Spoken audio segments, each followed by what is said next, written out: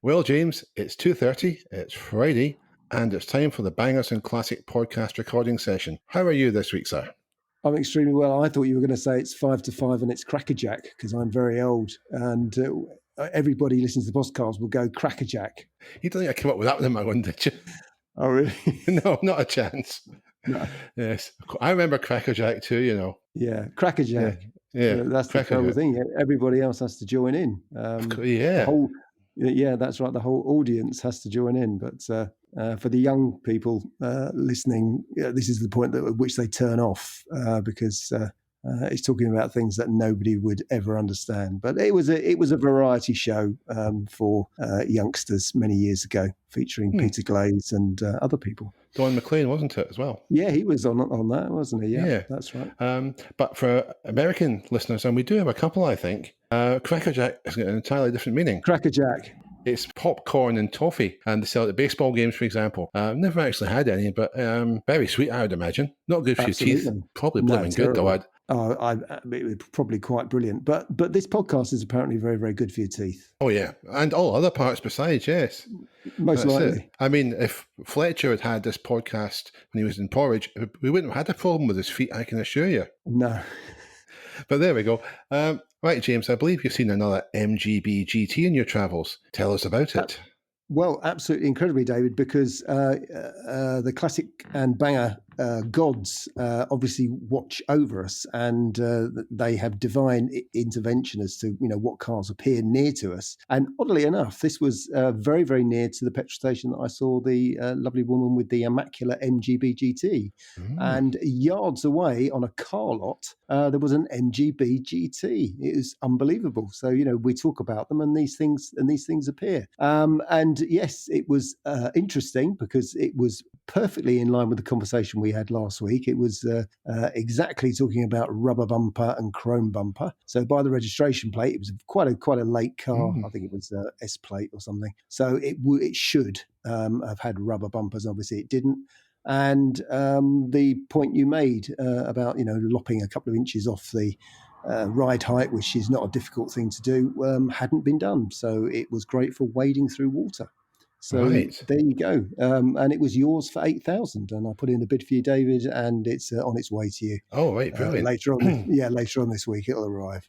Does it come with an MAPL lookalike? That's the big question. I don't think if it doesn't, I'm going to have to send it back. I mean, it's totally unacceptable. Of course, given that it's got the ride height of the rubber bumper models, couldn't use it to swim with as a car, but it might have a certain sort of semi-amphibious qualities. Yeah.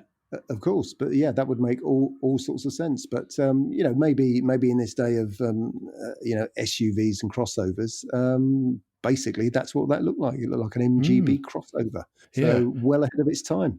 Yeah, very curious of why they changed the bumpers and left the ride height, because the ride height was really the problem. The bumpers were fine, the black rubber bumpers. Well, I think so anyway. Well, that's you, David, really, isn't it? Yeah, I know it is. Yeah, everyone else hated them, but exactly. So it seems to be an incredibly lazy way to restore a car or at least look after a car. So one could possibly assume that other things may not be great with it, and maybe 8,000 might be 7,000 too much. But there you go. We can only speculate. What I'm doing these is I'm appraising cars from across a busy road so that I don't have to go near it. So I just see what generalizations I can make about a car and take a quite a fuzzy picture of it, and then give my 10 pence worth. Is that because your fame precedes you, James? And if you turn up, obviously you're going to be mobbed by autograph hunters. That's just a salesman at the garage. Well, no. Strangely enough, years ago when I used to do this an awful lot, it was actually quite difficult to take a picture of cars. And actually, if you ever sort of phoned ahead and said, "Look, I'm with a magazine," and it just took so much explaining, and people didn't understand it, and then didn't know what you were doing. So actually, you were better off 9 times out of 10 just wandering past, taking a casual shot, and then looking at the car, then maybe going in and having a chat with them. But I always found it if you prepared them, it would never make any sense to them whatsoever. They just couldn't grasp the concept of you giving them free publicity effectively. Yeah, But it it's did still happen the to me a same. few times. Well, yeah, but yes, it did happen to me a few times. People, I never said, "Do you know who I am?" But some people did know who I was on occasion, but not too often. But yeah, some people recognise me. But these days, I'm completely unrecognisable because obviously I have my stick-on beard, so nobody knows Yes. who I am at all. Well, apart from ZZ Top fans or even ZZ Top fans. Exactly. I go to garages and people say, who the blooming hell are you? You know, that's what I Yeah. get. Get off my Yeah. forecourt. Well, you know a story about my uncle, don't you? No, you better tell me about that. Oh, right. He went to buy an XR2 when it was brand new. And he'd be, I don't know, maybe 34, 35 then. And he'd been working in the house, decides to pop out and buy a new car, as you do, because he's a bit mad. This is the guy who played Keepy Uppy with Davy Jones. So he's got the purchase price, $5,000 or whatever it was back in the day, in an envelope in his back pocket, pair of ripped jeans, a T-shirt that's probably got paint spatters all over it, goes to his local Ford dealer, and the salesman completely and utterly ignored him. Terrible. Yeah, it was quite good though. Yeah, I mean, but that is lesson one of selling cars, is that you never ever look at someone and make an instant opinion of it. I mean, you can look at there are telltale signs, there are watches and all sorts of things, and you know what car have they got out of. But actually, nothing is absolutely definitive. So you have to treat every single person as if they're going to come and buy a car from you. It's very poor form to actually look at someone, judge them, and decide you're not going to deal with them, because you will miss out on a lot of car sales that way. The irony was he was in the motor trade. It was more trucks he did really at that point, but he did work in the locality. So I'm surprised he didn't recognise him, because he kind of knew everybody in that area. I'm not sure he was famous, more like infamous knowing him. Yes, he's quite a chap. And well, we should move on from that, James, and Shaggy Dog stories. Last week we had to cut off. We lost a bit of the podcast. It was cut off in its prime, and that was about military vehicles. So maybe we should have another go at it this week. Well, absolutely. You don't think MI5 or MI6 were listening, or the Russians or the Chinese or all of the above? Yeah, absolutely. If we get any sense of, they won't be listening, of course, but you know, given that they're all government organisations, they've got no sense, and they're bound to be listening. It stands to reason, sir. So anyway, military vehicles, James. One of my favourites, and you can buy these. It's Alpha Stalwart. Do you remember those? I do, very much so, yeah. Yeah. Well, for younger listeners, the British Army at one time had a substantial presence in Germany. And they were concerned, if there was a conflict, how would they get supplies, because bridges would be knocked out. So they produced these 6-wheel amphibious trucks called the Stalwart, with big loading bay, a kind of futuristic angular cabin, and you could only get into the cabin through hatches on the top. But the beauty of this thing was 6-wheel drive, you could just cross the river and swim perfectly across it. Obviously, things changed. The Cold War ended. We don't need the Stalwarts anymore. So a lot of them were scrapped and some of them were sold off. But you can buy one. It's a great thing. And believe it or not, James, one with its swimming gear intact, that's roadworthy, shouldn't cost you much more than about £12,000 for a good one. That's a great buy. That is incredible. That is very, very good value. And as you say, especially as it would take you across the Rhine if you needed to ever go across the Rhine. It might even take you further than that. Who knows? Maybe it could cross the channel like an amphicar. Yeah. I don't know. Fantastic. Don't know if they ever tried it. But in a similar vein, there was a thing called the Duck. It goes back further to World War II. It was an American vehicle. Again, I think it was 6-wheel drive as well. And it was used for troop transport. They used it at D-Day. They used it in the Pacific Theatre. And you'll still see some of these about. Often they used them for tours. I think they had a tour in London, and I know they had them in Boston, America, because I was on one there. But in a similar vein to the hovercraft story from last week, I'm going to tug at your heartstrings yet again. I was a kid, I was about maybe 9 or 10. There was a chap, had a couple of ducks, and he kept them in sheds down at the mouth of the river, goes into the Bay of Ayr, which was very close to where I used to live. Me and my friends would go down there, we'd be a 9 or 10-year-old, and watch him take his ducks out and go for a drive or go for a swim along the water. And not once did he ever offer to take us out. Now, I can understand that as an adult, but when you're a kid, it doesn't have sting. Maybe, David, you have to take a long, hard look at yourself as to why people don't let you go for a ride in their classic vehicles. I've got to stop you there, mate. I was so unpopular as a kid that my mum had to tie sausages around my neck to get the dog to play with me. Oh, I do like these Arthur Askey jokes that you reel out from time to time. But when we were youngsters, the army used to turn up at events, sports days and all sorts of Mm. things with wonderful things. They used to turn up with real guns, Bren guns and stuff. And my abiding memory is the Daimler Scout car, which Oh, was the Ferret, wasn't it? The yeah. Ferret, yeah. And I remember it was they all said if you want to pile in, and I remember piling in, and we went for a tear up round the field. It was fantastically health and safety free, where you just had to cling on and. I don't think they took us for rides because there wasn't so much a field. It was a large public area down at the beach in Ayr. But every summer, the army would come and you could crawl over the scout cars. They'd let you play with a general purpose machine gun, unloaded, of course. I could imagine what some of the kids I knew would have done with a loaded one. But yeah, it was great. It was a wonderful time. And those Ferret scout cars, you can buy those too. Really, I tell you Oh yeah, what, I mean, this is turning into a bangers and classics. I mean, we could buy one of these, couldn't we? Or for the two of junta, these. yeah. Absolutely, because I think I saw you on YouTube the other week because you Oh, go under the name of Count Dankula, where it's not me, no, not talking me. about a vehicle which isn't on the face of it a military vehicle, but actually a Toyota Hilux seems to it sort of defeated the Libyan Mm, army about a decade ago. Just because you could, it was a very good base to mount guns and anti-aircraft stuff and all sorts on the yeah. back of, and basically won a war. Extra maneuverable. Yeah, That'd be the thing. absolutely. So they could run rings around tanks and armored cars. That would be the thing. Yeah, I mean, I watched that episode, and Mm. as James says, if you haven't seen it, it's on YouTube. It's a chap called Count Dankula. He can be a bit of an acquired taste, and some of his stunts have been, shall we say, more than slightly controversial. But this particular program is really interesting. It's well worth watching. It is for military historians; they will get much out of it. It's only 20 minutes, and it's funny. So Yeah. that's another reason for watching, which obviously this podcast isn't. So you can go there and have a laugh. We find it funny. I don't know whether Absolutely, the people yes. who listen to it find it funny, but there you go. Yes, well, maybe a couple of. No, I'm not even going to go there. I'm not even going to go there. I think to save any more controversy, we'll take a quick break.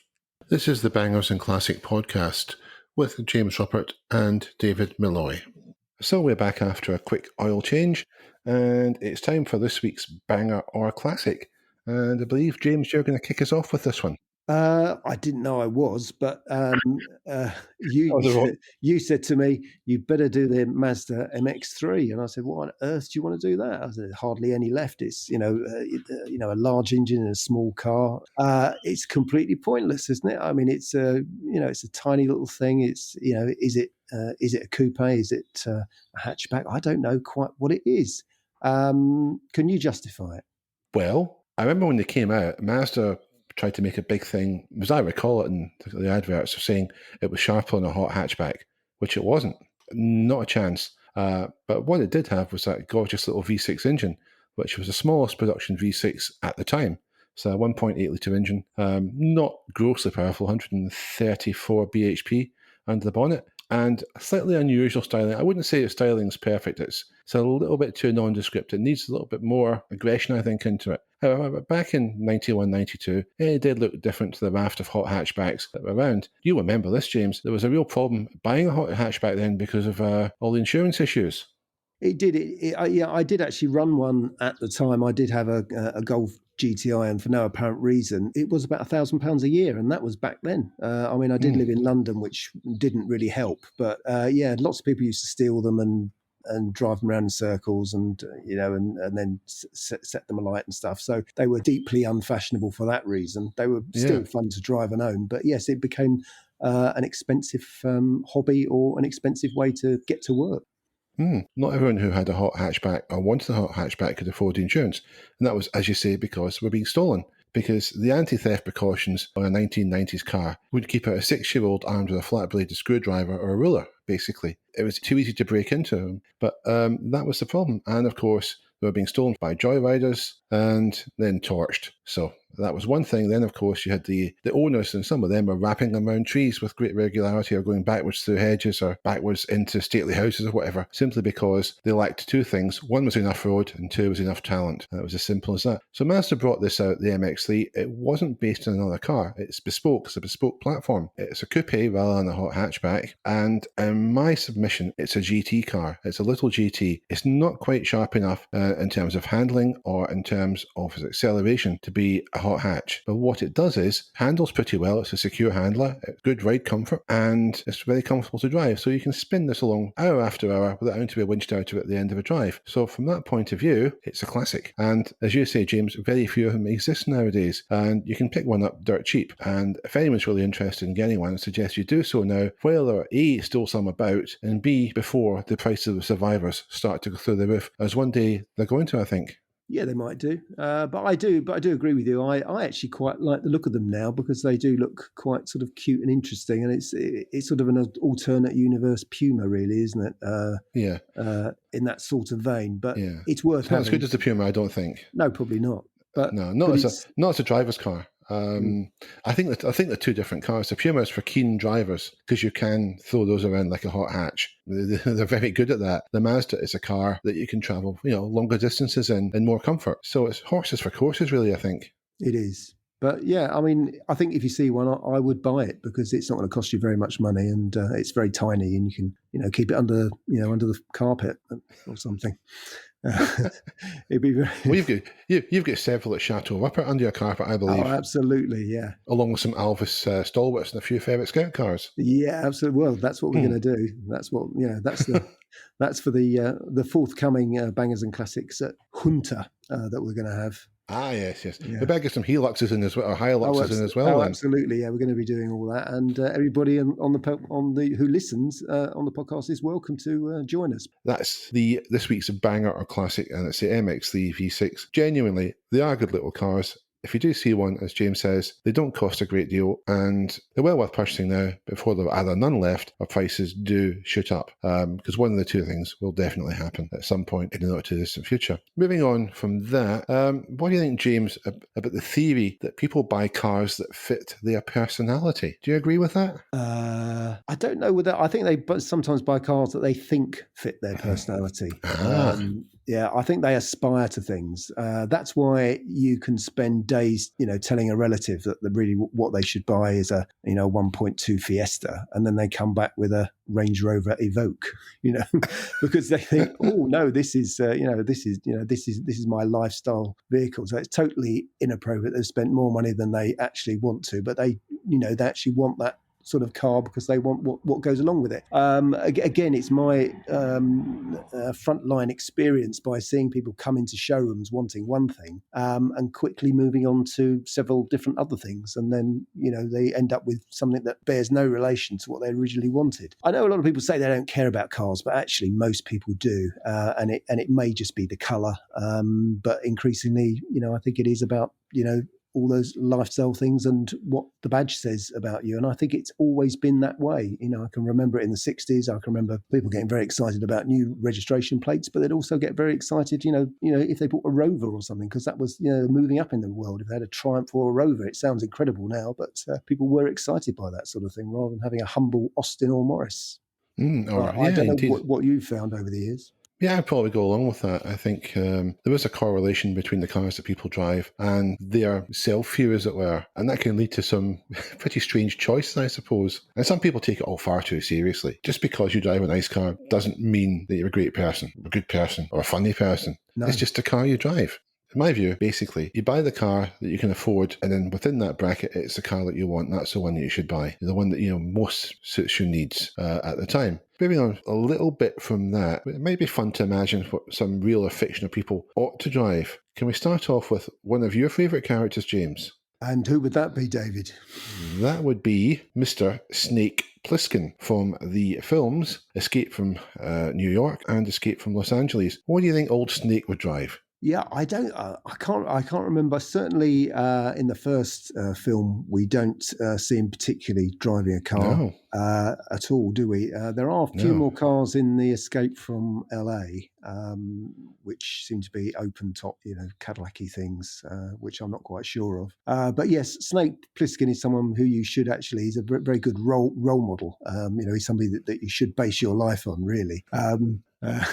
Even though it may mean losing an eye at some point in some far off war, which I think it was war with Russia, wasn't it? I think that he lost. It was, yeah. Yeah, but he was he was a war hero. He was a great bloke. He was tough as anything. So really, you would assume that he would have a Series 3 Land Rover or something. But to confuse his opponents, I would suggest that he turns up in a Fiat Gamine. Yeah. Because they'll be so busy laughing at that, it'll make it easy for Snake to sort all of them out. Yeah. There's a sort of psychological element to it. So I would have Snake in a Fiat Gamine. Yeah, I think there is a big part to his character, and anyone who hasn't seen the film will have to go and watch them all now. We watched the Escape from New York first. Yeah, Second one is by far the best. Oh, yeah, the second one is all over the shop, really. But really, he is a bloke who doesn't really care, and I think that's the point you made there. In that, if it gets the job done, he would drive anything at all, because he's really way above that. He's way above what you think of him. He doesn't care what you think of him. Because he can tear your head off. So there you go. And put it on a stick or something. So Yeah, it can make a new eye patch out of your skin. Exactly. I believe so. Anyway, yeah. The only trouble is, have you ever noticed his eye patch moves from his left eye to his right eye sometimes? Does it really? Is that true? No, that's a lie. Oh God, I wanted to see that. Yeah, I thought should I send James scurrying off to check this out? Yeah, I want to check that. No, you wouldn't talk to me again if I did that. Yes. Okay, any suggestions of yours, James? Mine was Snake Plissken. What have you got for me? What would Audrey Hepburn have driven? I'm doing this for our female listeners. Yeah. Audrey Hepburn. Now, I'm thinking along the lines here of something Italian. How about an Alfa Romeo Giulia Spider? Yeah. Or a Duetto Spider? A red Duetto Spider. That's it. That's what she should have had. Fantastic. It's just basically because it's very stylish. It's got lots of elan, and without trying too hard. It's just natural. It is, isn't it? Absolutely. Talking of nice cars, there's an Italian TV series which you can sometimes see in the BBC or even on YouTube or buy the DVDs. It's called Inspector Montalbano, and it's very, very good. It's set in Sicily, subtitled, fantastically enjoyable program to watch, I have to say. But Montalbano, certainly in the later programs, which is the ones when I started watching it, drives a pristine sort of light grey Fiat Tipo. And I have to say, wasn't a huge fan of the Fiat Tipo, but it looks fantastic. It really does. I'm aware of it. I have not watched it. But I was aware that there's an original Tipo in it. But I do remember driving a Tipo at the time when it was a brand new car, and I thought it was all right. I thought it was quite a nice little car. It didn't fall apart, so that's always good. The Tipo Seicento as well, for those who wanted something with a bit more. No, it wasn't a Seicento. Tipo 16 valve. Yeah, 16 valve. Yeah. I can't remember the Italian for 16 valve. So lots of vowels and quite a few syllables, and sounds wonderful anyway, I'm sure. And I'm sure the car does too. There are a few better ways of spending a nice summer evening than with a cool drink and a good book. So why not pop along to the Bangers and Classic website, www.bangersandclassics.com, to check out the books written by James and David. So, James, there's a type of car that used to exist, used to be very popular, that we just don't see anymore, and that's the wedge. So, how did you like your wedges? Well done or spicy? Well, very wedgy. What I can do, David, is I can cause a lot of disappointment in your life and lead you to ask for a volunteer because you really do need a new partner for this podcast, because I don't think you'll be talking to me after this. But back in 1984, when we're doing a lot of when I used to sell cars, but I had a part exchange. I had a Lotus Esprit as a part exchange. And it was a white one as well, incredibly. People used to swap them in usually against 635s because the 635 wouldn't break down, whereas the Lotus would. I drove it around Grosvenor Square for a bit, and it was okay.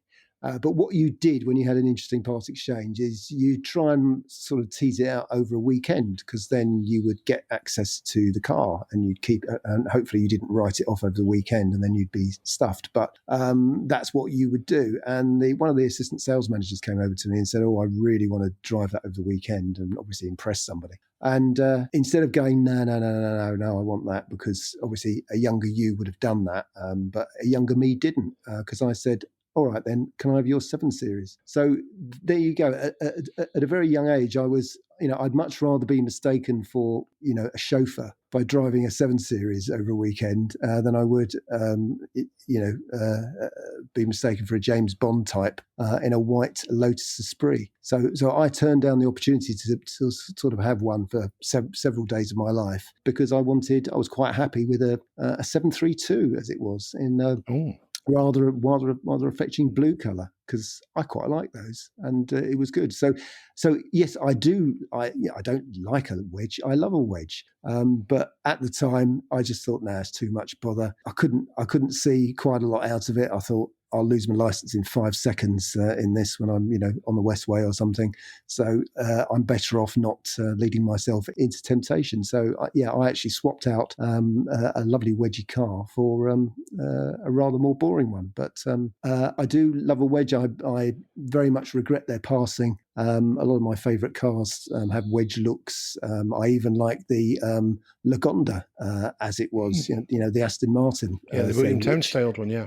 Yeah, absolutely, which looks absolutely fabulous. It's also got pop-up headlamps for the extra win, so it is sort of fabulous all the way around. But again, it didn't necessarily work all of the time. Although what I also liked about that was it was like a music centre inside. The controls were, I think they became sort of touch controls, didn't they? I think eventually they tried to do that. Yeah, with fairly awful results, really. But just the whole look of a wedge anything is just fabulous, because wedge cars were the future, except they weren't. An avatar of a future that never came, really. 24 or so in 1984, something like that. When I was 24, I actually had a wedge. Goodness me. I had a Matra Murena, my first of several, and it, believe it or not, was white. It wasn't anything like as fast as an Esprit, but it was a bit more reliable. But it was left-hand drive. Used to have great fun driving it around, and in fact, I actually owned that car twice. I sold it, then a few years later bought it back. Took it to France once and had lots of fun in it. And of course, it had pop-up headlights, so what wasn't to like? I do like wedges. The Esprit I couldn't fit into, so Esprit was never an option for me. I nearly bought one once, but then I thought, well, I'll have to get surgery to take about 6 inches off my legs, or my neck or something, or somewhere. Some inches had to be lost somewhere, and that was that. So, but I mean, you look at the cars of that time, every sports car just about had a wedge shape, except the 911, but they don't really count, I don't think. No, they're not real sports cars, are they? Well, I don't know. I mean, they're not my cup of tea. If I'm being absolutely honest, I prefer the front engine Porsches, and that's sacrilege to a lot of people, but, each to their own. I liked AC3000ME, nice looking car. You had obviously various Ferraris, the 308 GT4, 308 GTB, and a succession of Ferraris thereafter. A particular favourite of mine that I never did get to drive was the MVS Venturi, which later just became the plain old Venturi. You might remember those. Yes. They were lovely looking cars. But I be honest with you, I simply couldn't afford one, so never did get one. And of course, Calvin, who listens to the podcast, would say the TR7's a wedge-shaped car. Well, it is. It's the front end of a wedge car. I'll say that much. The back end, I'm not sure about. And of course, in America, you had, I suppose, the equivalent of the TR7 was, James, and you're going to tell me what it was? I think it was the Fiero, wasn't it? It was the Fiero indeed, yeah. Rocher, which had a wonderful afterlife as the basis for seemingly millions of sort of faux Ferraris, didn't it? And other things like that. Two versions of the Fiero. You've got the original sort of notchback shape, which I don't particularly like, and you've got the later sort of fastback shape, which is much better looking. But the Fiero is actually, and believe this or not, it's the best-selling mid-engine car ever. They sold something like 370,000 1,000 of them over 5 years, and that beats the figure for all 3 generations of the Toyota MR2. Goodness me. So not bad. But it was very much a flawed product. The suspension wasn't right. If I recall, the front suspension was originally the rear suspension from a saloon car mounted backwards. The original engine was a 2.5 litre 4-cylinder called Iron Duke, which was heavy, had serious build quality issues, and not very powerful. And consequently, from a flying start, sales really dropped off. They brought in a V6 version, and they brought in the later fastback version, and that really changed its appeal. And they even sorted the suspension, gave it a bespoke front suspension to the last models. And it became a really nice car towards the end. But the sad thing is we don't see these anymore, and it's all down to safety legislation, really. And that's the reason why pop-up lights have gone as well. It's understandable. We can't really criticise that. It's well intentioned. It's just sad at the same time that we won't get to see cars of that stripe being produced anymore. Well, absolutely. If the Bangers and Classics rebuild ever takes off, or designing, I mean, not that we're qualified to design cars, but we know someone who is. We do, don't we? Yeah, who's far more qualified than we are to actually come up with our fantastic car that we propose for the future. Which is going to feature in the new Bangers and Classic TV series. Yeah. Yes. Once we finish the film. Yeah, oh, absolutely. And also world domination with those military vehicles. With the junta, yeah, of course. I mean, we are going to be so busy, James. It's ridiculous. We've got a lot to do. We have got a lot to do. And we shouldn't waste time just talking about it, should we, on a podcast, really? Oh, I don't know so much. Anyway, let's wrap this up by opening a new segment, and we'd invite some contributions from listeners to this. Most embarrassing car stories. I know you've got lots, James. Can I kick us off with one that doesn't involve me? This is a story about a sheriff. I won't name him. And a sheriff, for people who don't live in Scotland, it's a judge. It's kind of the equivalent of a county court judge in England. This particular sheriff was going on a ferry trip somewhere. I won't mention where. And he took his car and his wife. En route, while they're travelling across from A to B on the ferry, they have a bit of a tiff. Ferry docks in port, and the sheriff storms off. Only problem is, he's taking the car keys with him, and they couldn't get half the cars off the ferry because his car's blocking them in.